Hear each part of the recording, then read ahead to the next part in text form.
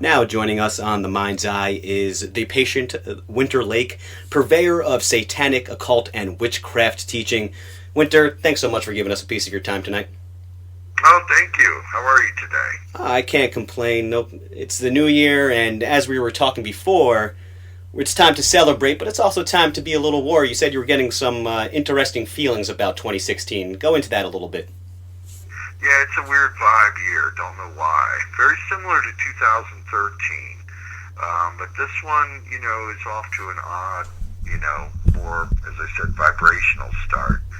I think something wicked is going to be happening around the corner. Something globally and some kind of cataclysm, but I don't like to bring some big negative thing. So we'll see, we'll see how things evolve. I mean, it's easy to say that as cliche, but I think this year is going to have something out of the ordinary that would be more than just your general, earthquake or something. It's probably something man-made. And yeah, we're under the duress of Islamic extremism and so on, but I don't know. This is going to be something of an interesting year, a wild ride for sure. You have quite an interesting set of skills, and one of those skills, although that really won't be our focus tonight, is you do have the ability to remote view. Have you seen something that you don't really want to tell us, or is it? Well, what do you think there? I mean, I have been doing a lot of remote viewing, and it's been happening, oddly enough, in weird times of the day. And the other day I was remote viewing, and I was back in time, and I was in Volograd, which is now it's called Volograd, but it used to be old Stalingrad, and I saw World War II, and while I was there, I was seeing, tattered flags and conflict. And then suddenly it was dates forward. It was 2016, which is the year we're in, and seeing tremendous amounts of conflict. So I'm hoping the war thing, doesn't keep escalating. But I think that 2016 and the remote viewing that I've been seeing just on our planet, a lot of war, a lot of conflict, a lot of terrorist activities, and a couple more school shootings. Oh, boy. So it's going to be really brutal. Yeah. So we need everyone to prepare themselves and just be on high alert, but at the same time, maybe we can affect it in a positive manner. We can, all of us, be on our best, and hopefully somehow that can influence. Have you seen that with remote viewing? Is it possible that people and their attitudes and their thoughts, positively or negatively, can affect the future? Oh, absolutely. I mean, right now there's a consciousness of fear that's being espoused by a lot of false and pseudo-politicians, and I think the fear-based reality is not where you want to be. I think that, society as a whole could be more predominantly positive, but, if it overpopulates, and overpopulation usually is the driver in some of these aspects, then things just tend to be negative. Things begin to run out, or you have 100,000 people running a border, Europe being overrun by people and so on. So it's an odd time. It's an odd time for populations and humanity in general. We got to come together, and I think a good way of doing that is to get away from the negatives, is to stop watching the mainstream news that they're giving you, because that's what it is. Like you said, it's a lot of fear mongering, and maybe we can kind of switch it to some type of positive mongering of some sort. And until they get elected, a lot of these current ones, are using fear-based stuff. They're keeping people in their touchstone ways. They're touching on guns, and I'm talking about America. And Canada, it's different. Canada is a much more surreal environment, but then again, Canada doesn't have the population that a lot of other countries have, and they have the luxury of having a more peaceful, positive way of being, and they don't have these vicious politicians that are trying to spew this stuff, because, for example, Donald Trump, and I've actually met him and stuff, ironically, but it was a long time ago, and I've read his books, and I've researched him, but this ignorant thing about building a wall along Mexico is ridiculous. Walls don't do anything. The wall is going to be a waste of time and effort. All it is that needs to happen is that the United States needs to enforce its own laws. Just needs to say immigrants can't get work. You know, if you can't show certain, Social Security numbers that match or so on and so on, you just can't get a job. That's all you have to do. I think, like, for example, Israel, they're surrounded and they're in a war zone and they built the wall. They regret the wall every day because they're enclosed in a wall. They're like in a fortified tower and everyone knows where the tower is. It makes you subject to sedition and overthrow and so on. Because once you know what the stronghold is, you know where to run. But the wall, in theory, along this border is ridiculous. And he's probably going to build it if he is in power. I do not foresee him winning the election. Oh, okay, I do foresee Hillary Clinton winning the election. And I do foresee some of these, more mellow things going on. But overall, that wall thing is, in my opinion, totally ridiculous. Oh, it absolutely makes no sense, and I'm sure he's saying it because he probably wants to be the one to build it and to profit off of it, quite frankly. It's interesting interesting that you bring up Hillary Clinton, because I've been saying this for, since Obama got reelected, and obviously when looking forward to 2016. Based on our history, it seems like we're going to possibly fall into some dynastic foundation with the presidency. I see, although Jeb Bush isn't in the forefront right now, it's hard to imagine him, the name and the money that they have to influence politics. He won't be there by the end of the year in some form or fashion against Hillary Clinton. To me, it seems like we're falling into some form of dynasty, which obviously goes against our foundation in America. Yeah, absolutely. I don't think Jeb Bush is going to be there. I don't think they're going to take on a third Bush as far as people are concerned. But you never know. I mean, the way these things are with money, and yeah, if something happens to Trump where something is dug out and he's knocked out and so on, which is a great possibility because the man is no saint. But none of them are.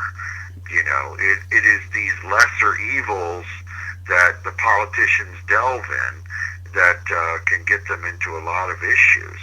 And yeah, if it's poised to be traditional, where you have a Hillary Clinton against a Jeb Bush, it would just be more repetition for American society. But nothing would surprise me because if I do agree with you, if Donald Trump is knocked out, and it's only a matter of time, I do think there is a possibility he might be because of some of these outlandish things, then Jeb Bush probably would be the good, strong number two there. But it's interesting. This whole dynamic has never really happened in politics before, and I don't really ever discuss politics, but it's so weird, how it plays out. And these people, in my opinion, all of them, they really have a really dark, evil vibe. They're vibing on me in a dark way, and I'm a dark person, and I can recognize those people. I don't believe in Illuminati. I do believe it is more of just very wealthy, powerful individuals that work together to get things done for their own interests. But it is, it could be lined up where all of these people are all working together in some way or another. It's just so odd. For example, Trump says these outlandish things, and then again the whole time he's working to get Hillary elected or something. So, there's so many machinations how these things could play out. It's just bizarre. And it's so hard to predict. And let's switch gears, because I obviously didn't invite you here to talk politics, though we took a quick digression and really started there. Although there is some relation, since we did talk about how there is a dark side to becoming president and to get to work your way there, and we're going to be focusing on the dark side tonight a little bit more. So we're going to talk shop a little bit more about your book, The Satanic Paradigm, and that focuses on black magic, and we'll talk about these connections later, of course. But first, I want to get into your story a little bit, and then also build a little bit of a foundation as a jumping point about magic. First, with you, Winter, when did you first become interested in magic, and I guess really even more specifically, black magic? Well, it happened at a very young age. I was a child, and I had a lot of supernatural experiences, and instead of running in fear from them, I embraced them. And then as I grew into a teenager, I really started practicing and honing and contacting these different entities and beings and things. And I do believe, theistically, that means that there are beings exterior from ourselves, so I'm not an atheistic Satanist. However, atheism, being self-worship, is a part of where I'm at. But I also do think there are entities, forces, creatures that are endless, that are throughout the universe. And these were in tuning with me as a teenager, and I progressed and kept going, and found remote viewing. And I found that I could influence reality. I could bend things to my will. I could bring influence.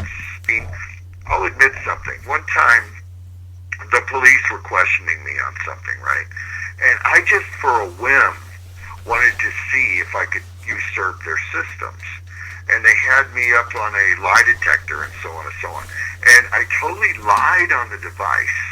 And they had this very technical device, and it passed me the whole way. So it was just, those kind of games. I was allowing my ego to go. I was putting spells on people, and I wasn't a saint. I was bringing some harm, and, I was testing the waters of power. And I found that power is the black magician's guiding light. And from there, then I got involved in the Church of Satan. I contacted Anton Lavey and so on. And we had differences because, as I told you, I'm not an atheistic Satanist. I mean, I take a part of that aspect where you have a strong ego, but I really don't have an ego like an egocentric individual who could be a jerk. I don't have any of that. And most of the people that are in this type of trade are extremely arrogant. You don't want to be around them. They don't have social skills and so on and so on. But I wanted to be more networking and so on, even in the earlier years of my life. So, I'd been a part of the Church of Satan. I had networked further, but I wasn't atheistic. I was also into theism and more modern, different types of things. And I found that I was at one with these forces of darkness. Not necessarily something exterior. That means that it's all one flowing concurrent energy. And it's throughout space and time. And it, in a lot of ways, as it's evolved now, has taken me to where I want to overcome death and find satanic singularity and try to live forever and all of these kinds of things. And they sound outlandish. And it was something where in remote viewing that I was doing, and I found out about what Kurzweil was doing and a series of other people. And I'm leaping forward light years. That, satanic singularity is very possible, that we'll merge with our machines and that we'll be able to live forever. And not to ramble on so far, but you can see the spectrum from early childhood, the delvings and dabblings, and then, maybe getting involved in the police. I was solving murders and finding the missing and so on. And then as I've gotten, into my late 20s and so on, getting involved in the Church of Satan and then taking it further and so on. So it's been quite a wild ride, but it works for me. It's not for everybody, but it does work for me. Yeah, it sounds like it's been an interesting journey, one that probably most people don't really dabble in or even too experienced with. And you touched on a lot of subjects there, so I just want to scale it back a little bit. We're talking about the difference between black magic and white magic, and obviously we're focusing on black magic, and part of that deals, as before you said, that the invocation of demons and spirits, which is a big accepted part of magic. And you talked about how you've actually had those experiences. Do you mind going into a specific experience where you actually did invoke a spirit or a demon? Because I've never happened that to me, and I don't really dabble in black magic, and it's hard for me to believe it on the surface level, so that's why I want something a little bit more tangible. Tell me about an experience and what you did in the process to invoke a spirit. Well, there's a lot of terms in different things for demonic hierarchy or demonic energy. I've found that I'm kind of able to project my own demonic kind of energy, or and so on and so on. But there are exterior forces, in my opinion, that can be called upon throughout the universe that can bring great power in an unconscious way to manipulate surroundings, outcomes, and people. Now, it's not necessarily something that is for everyone, as I've said, but it works for me. I'll give you an example. One time, in my teenage years, and I'm admitting a few things that I've never talked about before with you. In my teenage years, there was a bully in school, and I'm actually a pretty aggressive guy. I'm, weightlifter, whatever, always have been aggressive, athletic, and so on. But this bully just wouldn't let up, and he was somebody even in my neighborhood and so on. And I cursed him on a whim. And I evoked Asmodeus, and I said, just go and take care of it, okay? And I have to say, within probably a few weeks, he was just gone. He was in this terrible, tragic auto accident. Several students were killed, and so on and so on. That's horrible. And it wasn't really something that was where I knew there was a line of power, where I knew I had power to manipulate outcomes, and it was again in that starting thing.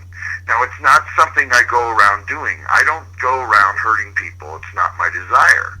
But in my teenage years, it was the growing time. So that's when I evoke demonic energies, typically Asmodeus, Mephistopheles, Abaddon. These are very intense powers. It's just a name only. They have many thousands of names and definitions, but I do think it's only one singular power that streams throughout the universe.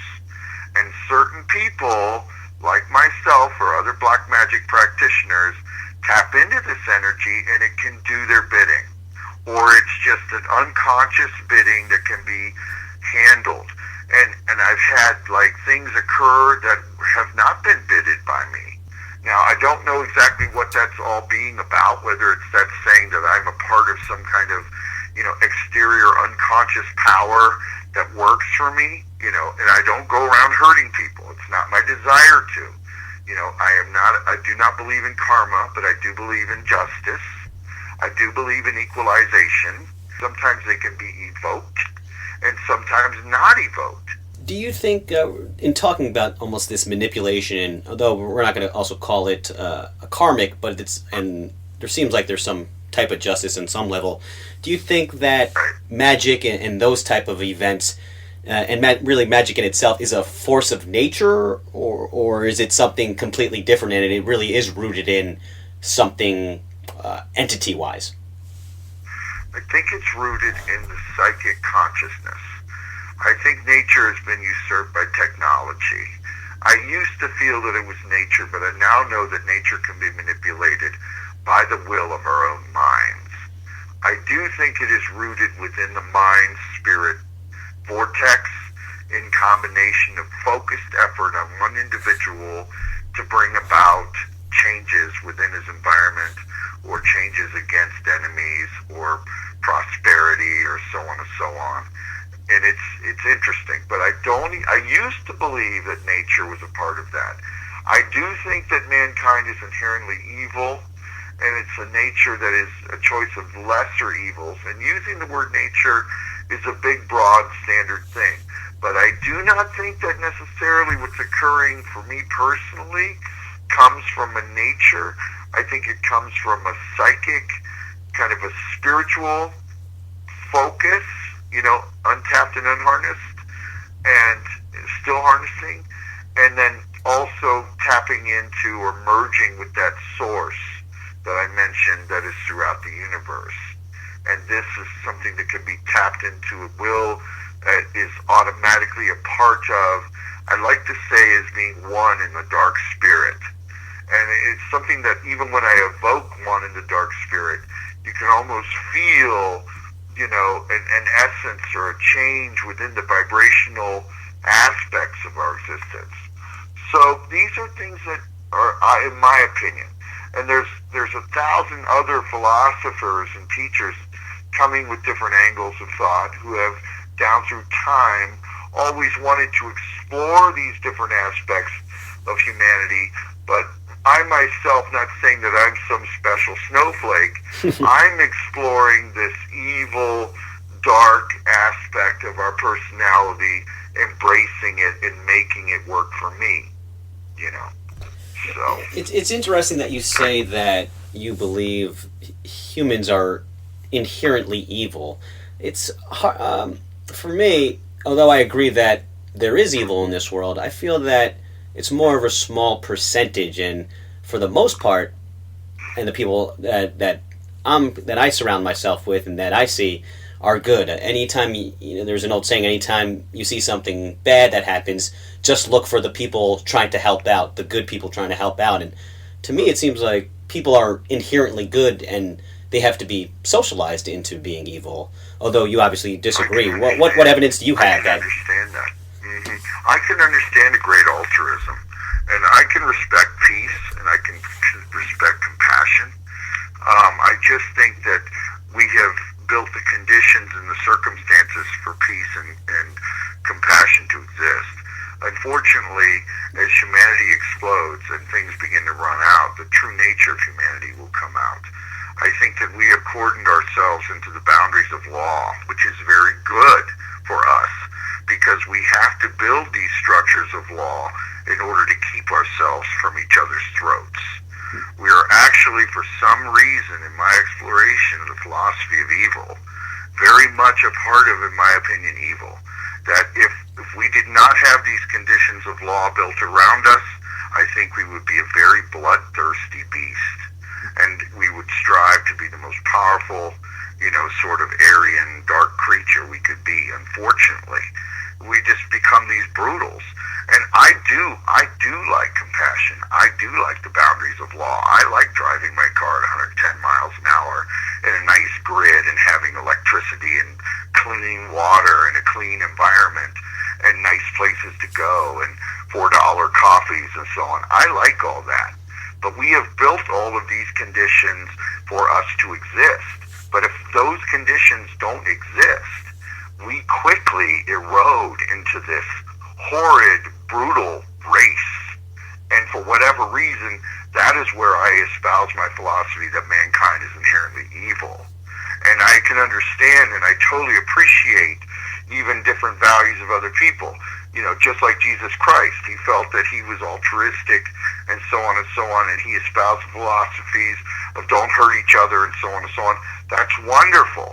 But unfortunately, if there is the flute player underneath the tree, and he's playing his flute, and he chooses the path of pacifism and wants to be alone and so on, others would come and kill him. They would take his flute and shove it down his throat.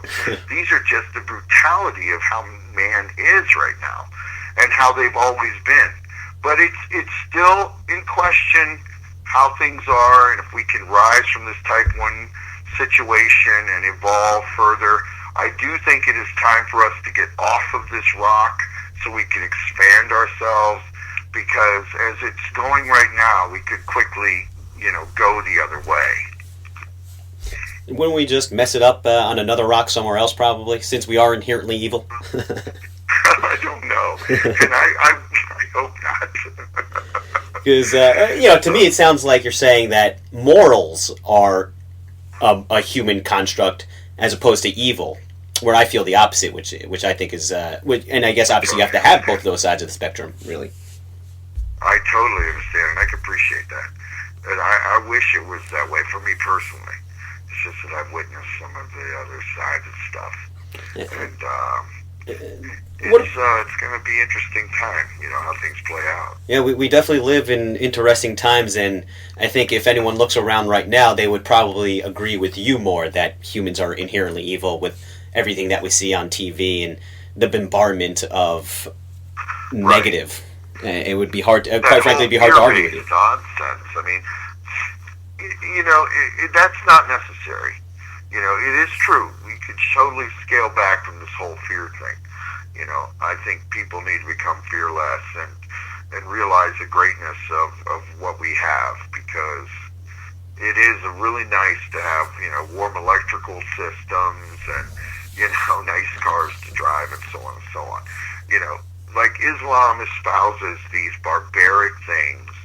They want to enslave people, they want to kill people, they brutalize women, and so on. I'm totally against all of that. That, to me, is lesser barbaric evil. There is different types of this evil as well. There's Mephistophelian, high conceptual thinking, types, and then you've got this barbarism that is apparent within humanity. And I want no part of that.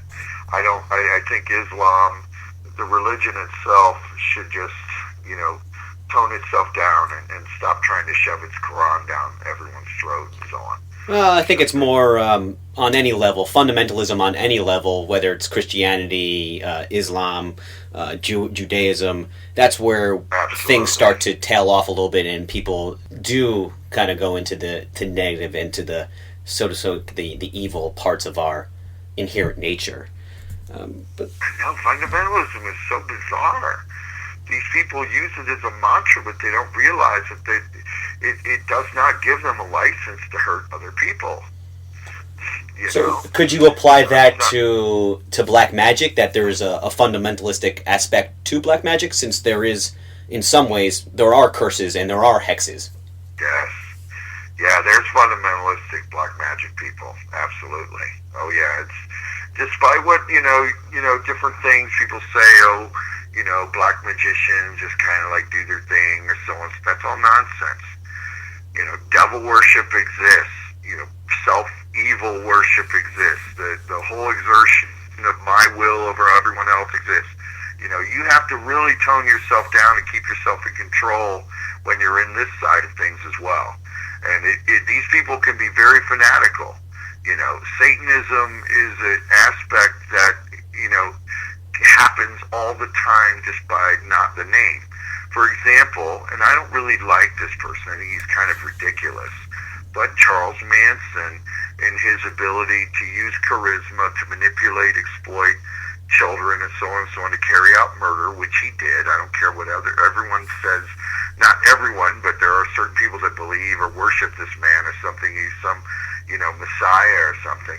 It's all nonsense. That's where black magic needs to be, reined in as well.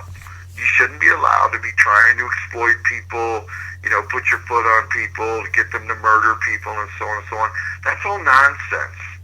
And that's the fundamentalism of Satanism and black magic as well. And there's just more and more of that happening all the time. There was a guy yesterday who murdered his daughter because his girlfriend said so or something. I mean, that's just ridiculous. These kind of things that are carried out at somebody else's whim, or, they want to exert their will in a satanic way, or they're hurting or trying to kill people. That's not necessary. Like there's even someone who I know, I'm not even going to mention, he calls himself the senator.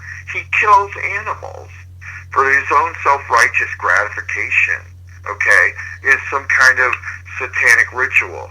That's not necessary. That's ridiculous, in my opinion. You're going to kill innocent cats or goats or whatever he's doing? That kind of stuff just disgusts me. So there is levels even in this that just does not need to go on.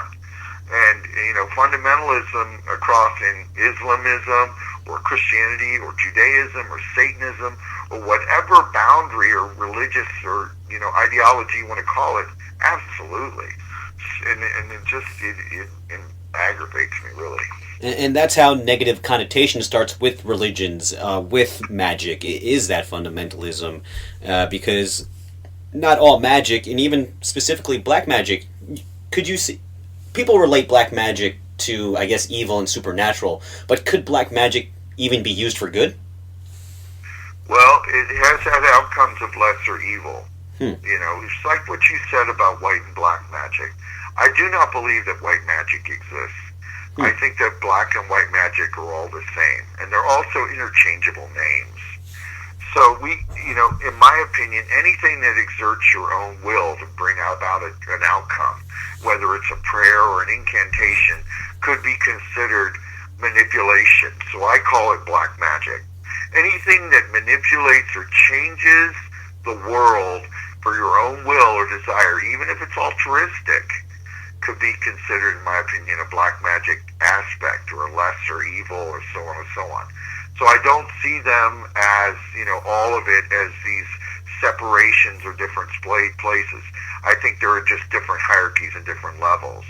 You can pray for someone to be well or so on and so on. That's still attempting to bring about changes in that person, to bring about outcomes and manipulate and changes.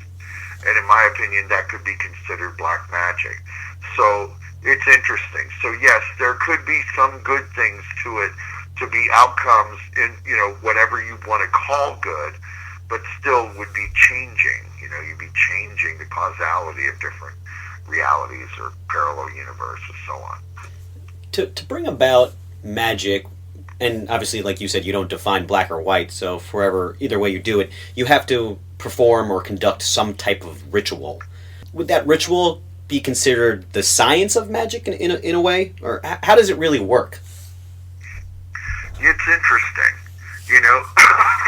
I think the ritual aspect of incantation is very fascinating. I do consider myself an occult philosopher more than anything. And in looking at it from a philosophical aspect, it is, in my opinion, pumping yourself up. It's like ritual, incantation, chanting, like the Indians, they call it chakras or so on. They do these series of over and over chantings and so on. You build yourself up, you focus your own mind, and then from that, your mind can be up into a high, powerful echelon, and then you can project outward. You know what I mean? So I do think that the ritual is a scientific form of just kind of building yourself up to project and cast your spell, or whatever you want to call it. So it's interesting how it works. And that is something that I'm thinking about. And, this is an ongoing discovery. It's not like I have all the answers.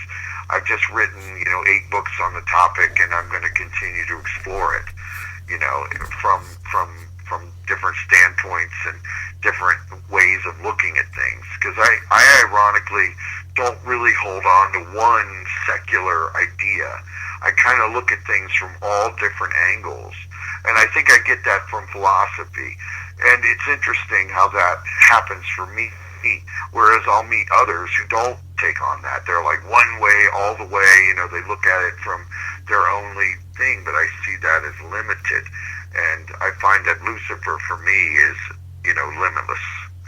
So it's how I kind of view it. And some of the weird rituals that I came across were an immortality ritual, and then obviously necromancy, where there's the act of raising the dead. Have you ever been privy to these type of rituals and actually seen it work? No, I have not. However, I have seen some odd things occur in cemeteries and in morgues and so on and so on. But no, I don't really dabble in too much physicality, meaning, grave alteration or altering someone's body or working with the dead. I find that I do know people in voodoo that do a lot of that, and that to me is pretty intense. Yeah. And voodoo is something that is kind of working on this different kind of level. It's really weird, but me personally, I don't physically try to necromance or raise the dead per se in a physical sense, but I do from a spiritual sense, or trying to tap that line between the, the death-life dynamic, reaching in through certain, even as simple as a Ouija board, or divining certain things, or seances, or whatever you want to utilize as tools to try to communicate with the other side.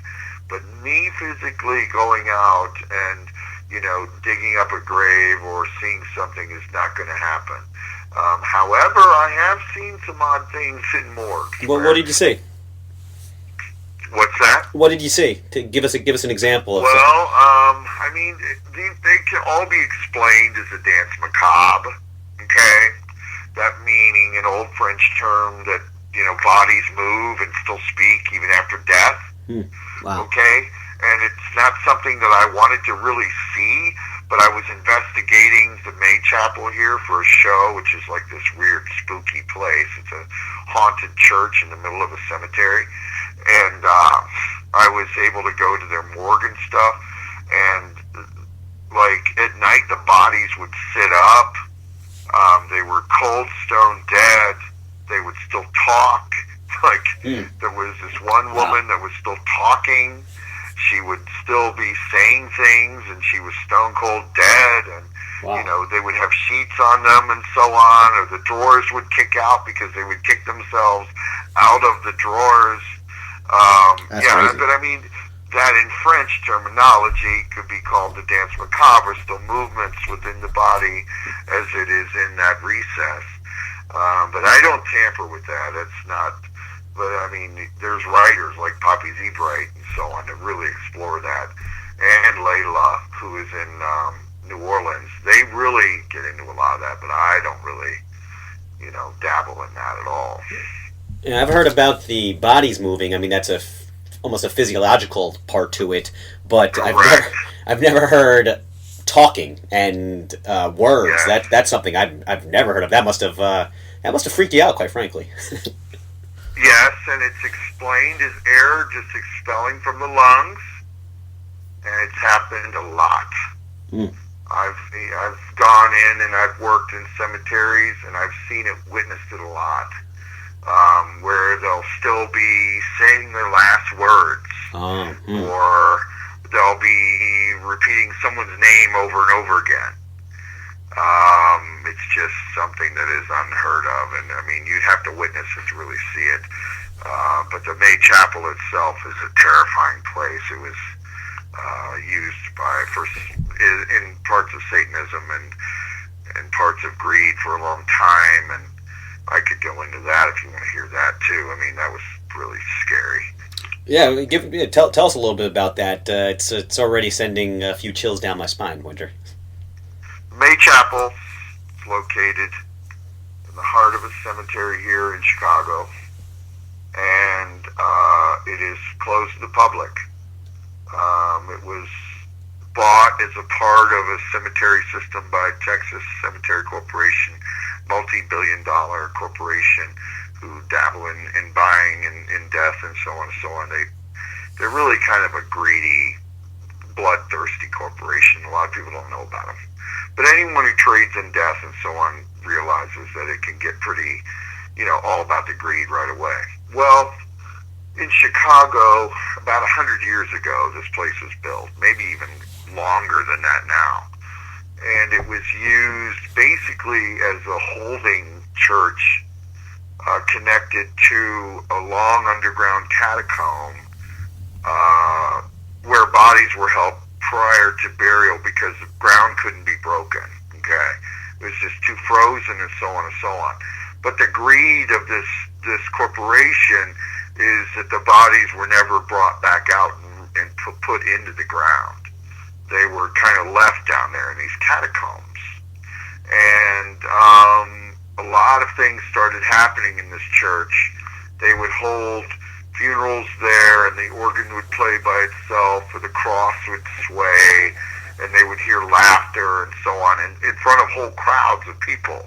Okay, the priest and all of that was there. Generally, it'd be Christian or whatever it was, but it would be tampered with, and so you know, there was like sightings and reports, and people would rush out, and the cemetery paid people off, and it would be, you know, intermittently closed, and then some new manager would come along and say, well, why is this closed? And he'd reopen it and then quickly realize why it's not being used. It's a beautiful place in the heart of the cemetery. I'm not going to go into its location. I'm still not all done with it yet, but it's in Chicago. It probably can be found easily on the net or whatever. But yeah, it's not currently open to the public, and they used to have it on a like an alarm system, but it just gave so many false alarms that they even turned that off. And I guess I shouldn't be advertising that, because then now someone will try to go and attempt to break into the place and so on, which not be good. It's not something I would condone. But yeah, they can't keep an alarm on it because it sent the police there too many times on the wrong situations. But yeah, and that's a part of, this cemetery is where I witnessed a lot of that paranormal activity. And I've been down through the catacombs and have witnessed the church. So it's a spooky place. Yeah, it definitely sounds very spooky. It definitely sounds like that. I do a little paranormal investigating at Moonlight as one, and I've seen a few freaky things, but never to the testament of what you're talking about right here. And before we go, we got to take a break in a couple of minutes. But since we're on the topic of death and I guess paranormal, what does magic say about the other side? Do we live on after we die in some level? And what are your beliefs, and since they're obviously intertwined? Well, in death worship, and that's a part of Satanism, big time, a lot of people believe it's just the end. It cuts off into a blackness. That's it. You're absorbed and you forget and you move on as some new specimen, a form of reincarnation. That's kind of your standard, death is abstinence, kind of satanic aspect. I don't embrace this. I don't embrace it. I do think that we can live on even in this existing personality, and then pushing forward into other, alien or something, some other being. I don't think it ends here. I think death is only the beginning. But that's just my interpretation. But your standard satanic ideal is when you die, that's it. But I don't think so. I think it just goes on and on and on. I sure hope you're right. Let's take a quick 1-minute break. We're going to talk about Anton Lavey, Church of Satan, and of course we're going to dive a little bit more into your book, The Satanic Paradigm. We're here with Winter Laake. We'll be right back on the other side of this break. We're back with author and screenwriter Winter Laake. Before we jump back into your book, share some of your social media sites so people can look it up as they're listening right now. Okay, there's winterlaake.com. And it's the Norwegian Germanic spelling of lake. It's Laake. And then there is my Bandcamp, which is Anubis Moon. And then I'm readily available on YouTube. I'm doing Anubis Moon there. And I also have another musical project called Vampirous Moon, which I'm doing. So those are pretty readily available and can be found. And they can be explored. And I'm easily able to be contacted. I talk to everyone. I don't have an ego about stuff. If someone feels that they, are cursed or something, we can go into that. I've definitely worked in removal of curses. I also cast curses, and I do a lot of readings for people. I can foretell the future for different individuals and so on. And I'm very real, and I have a 90% accuracy. Most of what that kind of stuff is charlatanism, but I'm actually one of the few, in my opinion, the 1% that is the real. Because any time I've really run into different people that have done readings or cast spells or do something like that, I found them to mostly be fraud. Yeah, that's the nature and really the history, the spiritualism. 99% of that throughout the history was fake and proven to be fake. But there are those certain times when they do defy explanation. So that's true. Yeah, so anyone again who wants to check out a reading, check out his website, Winter Laake. That's 2 A's in case you miss it. We also have it posted up on our website and our social media right now. Let's get back into the book, dive into it a little bit more. Your book, The Satanic Paradigm. What was your goal in writing the book? What did you want with people to come out with it by the end? I wanted people to realize that they weren't sheep, that you can step out of their common foothold of their conditioning and what society has sold them, or what what life in general is telling them, that they have to fall in the line, and that they follow these certain aspects, and you do what you're told kind of reality. And that's my main goal from the Satanic Paradigm. I actually wrote it in 2009. I've written 7 or 8 books since that have built on the same premise, taking it further, harder, and stronger. But I wanted it to be a mantra of power and strength, because I do feel that black magic is might, and I think that power dictates what's wrong or right. And And that's really the takeaway for most of my work. It's like a satanic power mantra, and it can, change your life. It can manifest, financial security and riches, and bring about change in your social relationships, elevate your consciousness. It escapes from defeatism and brings it into the realm of strength and victory. And, again, it's not for everyone. And it's not necessarily this whole do what thou wilt kind of aspect. You can't just do everything and think you're not going to step on someone and piss someone off. This is a little bit more advanced than that. My whole concept of philosophical Satanism in the Satanic Paradigm. Your tagline should be a satanic self-help book. That's I'd love that to see. Exactly. Although I'm building, exactly. Totally. Where does Satan and Satanism really fit into this picture and what you're talking about? Satan is a word. It's an old word. That is basically the catch-all phrase for that source that I mentioned. We as humans, we give definitions of different things, and what I call Satan is that source. It could be called Lucifer or Asmodeus or any of these 1,000 other mantras or things that they're called by, but I find that is just the perfect force to, admonish and to understand and evoke and so on, which taps into that source and makes you at one with that. So Satan to me is, all of that power, all of that source, and it's much older than Christianity, it's much older than Islam and so on. It's actually on its own kind of like the first primordial words of human structure along the lines of things. Although, however, Ahriman in Persia was one of the first aspects of that, then came Shaitan, which later became Satan. So it was all of these, not really all, but about 3 steps it even took away from different definitions of primordial evil or whatever you want to call it. And Satanism is divided into 2 sects. You got the atheistic branch, and then you have the theistic branch. And really, the difference is that whether they believe that Satan, essentially, I guess, is real or isn't real. Yeah, atheism is self-worship. They believe that it begins and ends with them.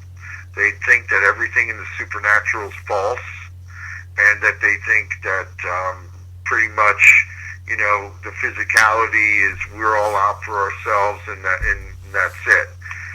Theistic embraces the aspects of atheism as far as self-worship, trying to keep yourself going, to remain strong, but, also, we believe or foresee or out exterior of ourselves a vast supernatural, source that is, what I've spoken about quite a bit tonight, this power that is throughout the universe, that can be exterior from ourselves, but we are more merged with it, at one with it.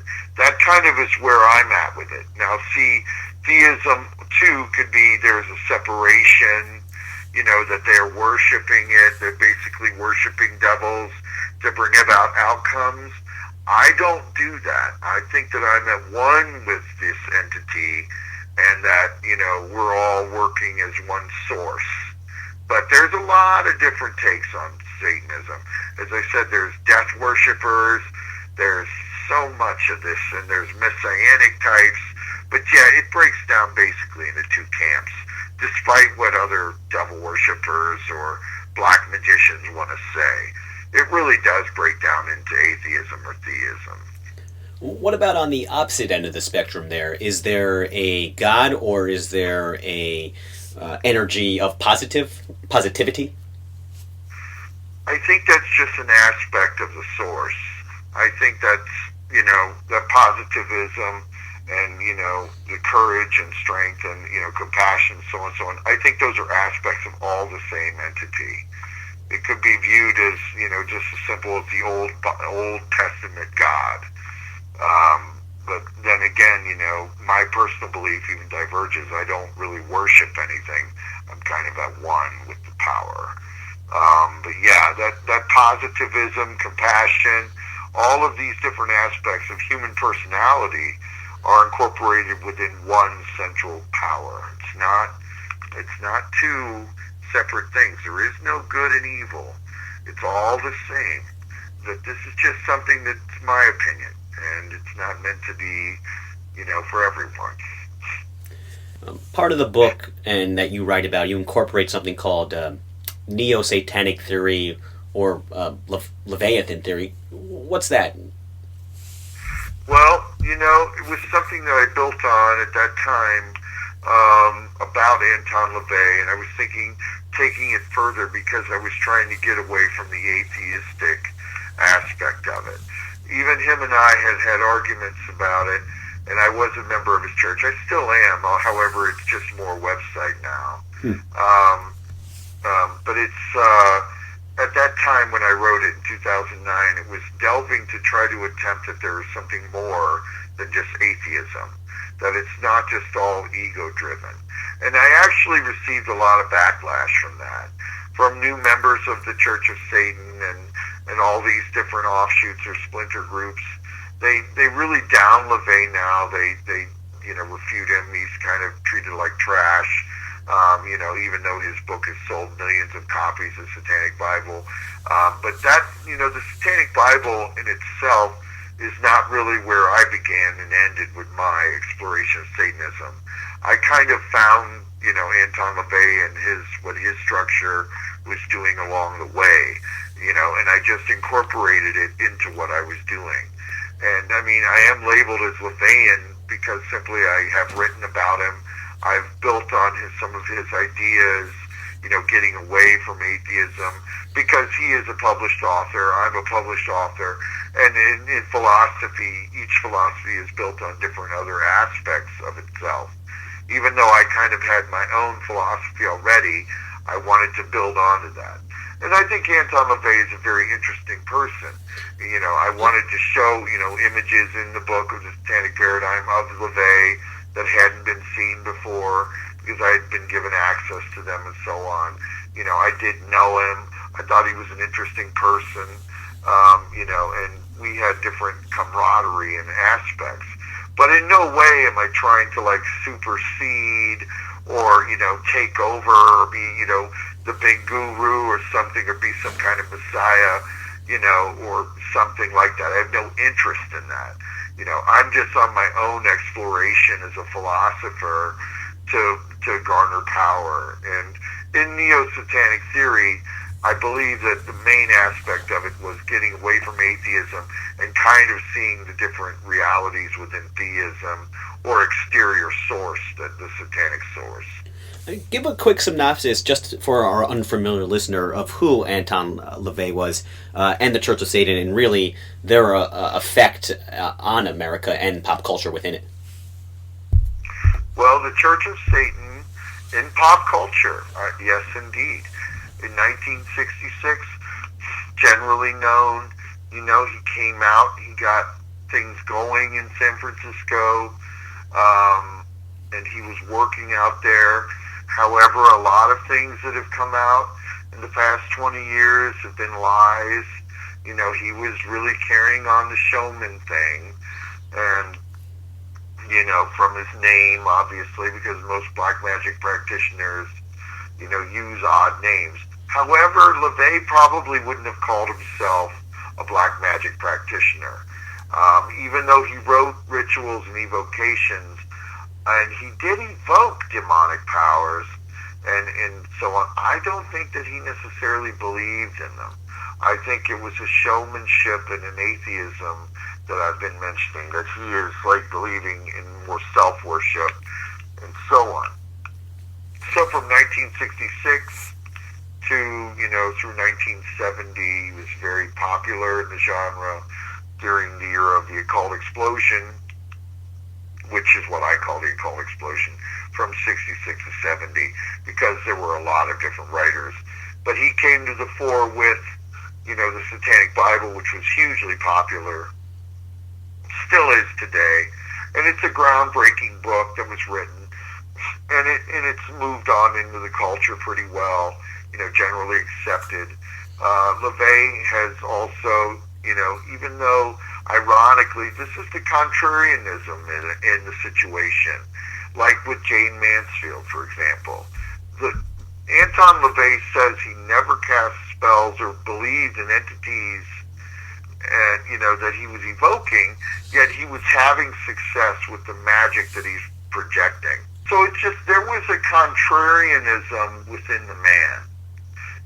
I think that he kind of was stepping out of the atheistic cloak. I think he was realizing by about 75 that there was definitely a satanic source, even though within the church he kept up a mantra of atheism. And I'm, now in 2016, the Church of Satan, unfortunately, is mostly a website, and it's not as active as I'd like to see it, and its members are really kind of like not really non-existent, and the administrators of it kind of just hide behind, walls that don't exist and so on. So it's kind of weird how things have evolved. And there are some other groups now that are really picking up the slack, like the Satanic Temple and like the Church of Lucifer, two now that have come about. But there have been hundreds and hundreds of different organizations that have come and gone, armies of one. They got one guru comes out and he says, I'm established this, and so on and so on. So it's just interesting in the whole history of modern Satanism, modern different churches, organizations, how things have come and gone, and where they stand now in 2016.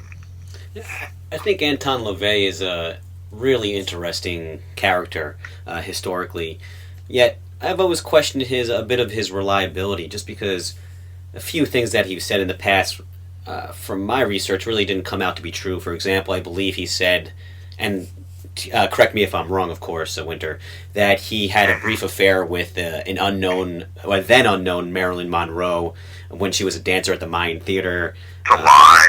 Yeah, exactly. Yeah, it's a lot of lies, brother. A lot of lies. Yeah, it's unfortunate that he went down that road. Yeah, there was a lot of lies. Do you think it takes away from some of the philosophy that he was spouting? It does. It does. I'm not gonna lie and sit here and say it does. I'm not a great defender of anyone who really carries on like that. He said some outlandish things, and I like Blanche Barton, but she wrote about him and she tried to espouse it to be some truths or honesties in the biography. It's a great, flowery written book, but it's filled with inaccuracies and lies, and it's unfortunate. Because, you're not stupid, I'm not stupid, the population is not stupid. You might as well just keep it real. And I think that if he had just kept it real and said, hey, I'm just a guy who really kind of, kept this, was into this philosophy, and I'm kind of trying to do something, it would have been fine, but he's not, For example, the plagiarism of, Midas Right within the Satanic Bible, unacceptable.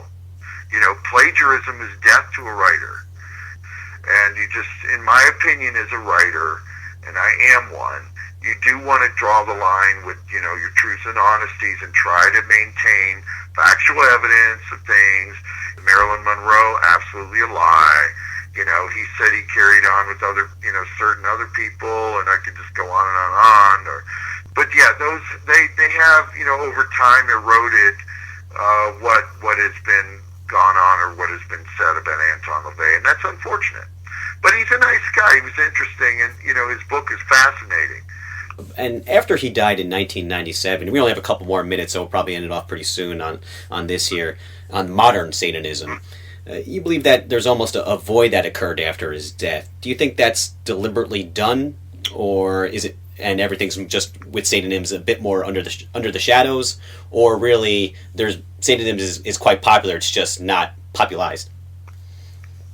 Well, in 1997 when he died, there was a void, and I don't think it was picked up till, and this is my arrogance, till 2009 when I wrote The Satanic Paradigm. There was a good 10-year gap there where there was a lot of popularity in it, and And then I think the Great Recession evoked a lot of changes in people's thoughts. So, and since this time of 2009, I think Satanism has really taken off. You've had the development of these other churches, the Temple of Satan, or the Satanic Temple, Church of Lucifer, and so on.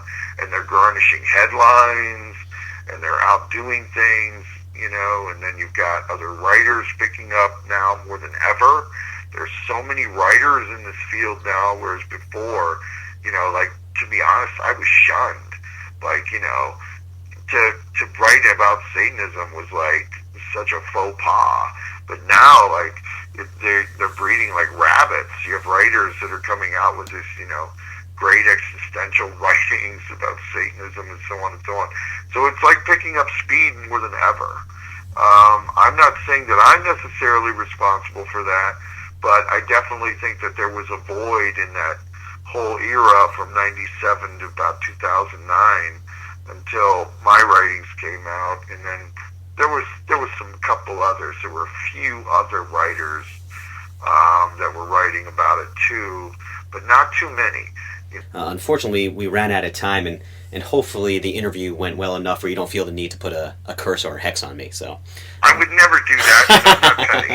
I would never do that, brother. No, I just don't play that. And that's part of what the problem is with society. Exactly. With people that are into this into this thing. They do get petty over the most nonsensical things and this false celebrity reality nonsense. So no, and I appreciate you having me on. No, I appreciated giving us a piece of your time, and absolutely fascinating stuff, Winter. This was Winter Laake talking about his book, The Satanic Paradigm. Definitely go check it out. Looking forward to the next one, Winter. Thank you so much. Bye. We'll see you on the other side of the break for the Mind's Eye Show wrap-up.